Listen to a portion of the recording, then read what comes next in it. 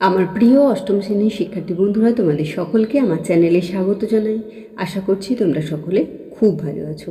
আজকে আমি তোমাদের 2024 সালে রায়ো মার্টিনে যে প্রশ্নবিচিত্র প্রকাশিত হয়েছে তার 255 পাতায় যে 8 নম্বর স্কুল রয়েছে, সেখানে অষ্টম শ্রেণীর সেকেন্ড ইউনিট টেস্টের ইতিহাসের প্রশ্ন দেওয়া রয়েছে। আমি আজকের উত্তরগুলো তোমাদের দেখিয়ে দেব।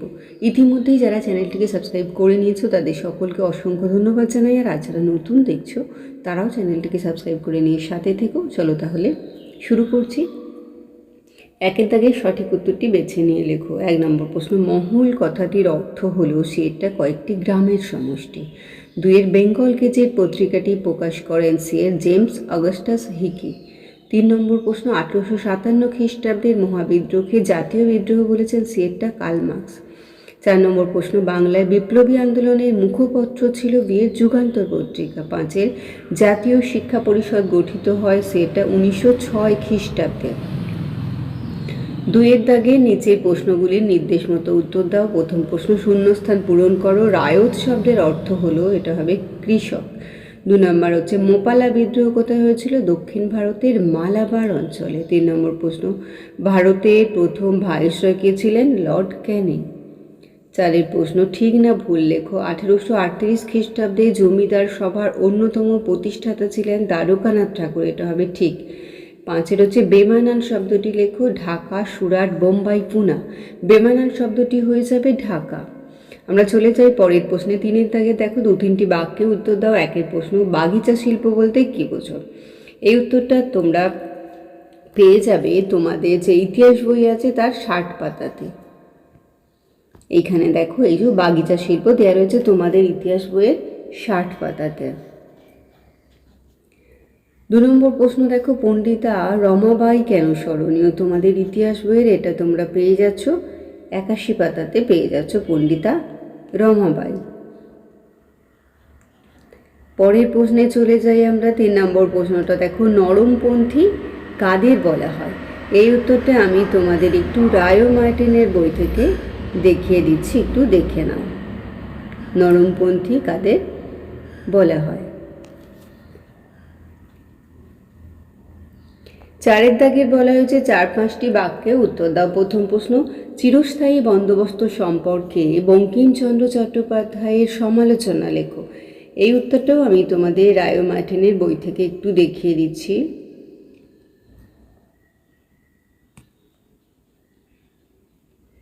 রায়ো মার্টিনের বই থেকে একটু দেখিয়ে দিচ্ছি, দেখে নাও। 4 দাগে 2 প্রশ্ন দেখো, স্ত্রী শিক্ষা বিস্তারে ঈশ্বরচন্দ্র বিদ্যাসাগরের অবদান আলোচনা করো। এই উত্তরটাও আমি তোমাদের রায়ো মার্টিনের বই থেকে দেখিয়ে দিচ্ছি। এই দেখো,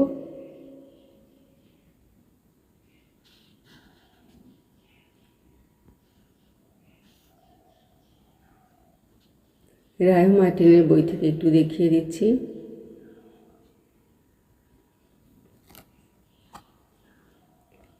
4-3 প্রশ্নটা দেখো, স্বদেশী আন্দোলনের সময় বাংলায় কিভাবে স্বদেশী শিল্পের বিকাশ হয়েছিল? এই উত্তরটা তোমাদের যে ইতিহাস বই আছে সেই ইতিহাস বইয়ের 110 পাতার টুকরো কথাতে পেয়ে যাচ্ছ স্বদেশী শিল্প। 110 পাতার টুকরো কথাতে রয়েছে স্বদেশী শিল্প। 5 দাগের দেখো 8-10টি বাক্যে উত্তর দাও। প্রথম প্রশ্ন, ঔপনিবেশিক শাসনে ভারতের দারিদ্র্যের কারণগুলি লেখো। এটা তোমাদের যে ইতিহাস বই আছে তার 72 পাতাতে পেয়ে যাচ্ছ। 72 পাতাতে পেয়ে যাচ্ছ তোমরা।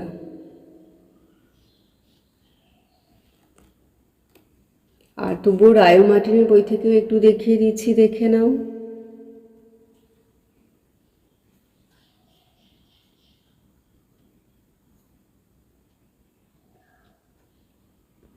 5-2 প্রশ্ন দেখো, টিকা লেখো ভারত সভা। এটা তোমাদের যে ইতিহাস বই আছে তার 98 পাতাতে পেয়ে যাচ্ছ। এই যে ইন্ডিয়ান অ্যাসোসিয়েশন বা ভারত সভা।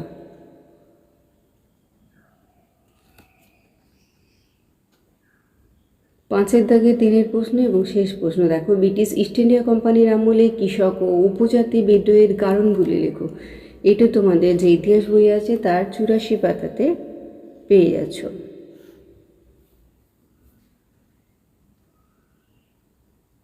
তাহলে আমার প্রিয় অষ্টম শ্রেণীর শিক্ষার্থী বন্ধুরা, আজকে তোমাদের আমি 2024 সালে রায়োমার্টিনে যে প্রশ্নবিচিত্র প্রকাশিত হয়েছে তার 255 পাতায় যে 8 নম্বর স্কুল রয়েছে সেখানে অষ্টম শ্রেণীর সেকেন্ড ইউনিট টেস্টের ইতিহাসের প্রশ্ন দেওয়া রয়েছে। আমি তার উত্তরগুলো দেখে দিলাম, আশা করছি সকলেই বুঝতে পেরেছো।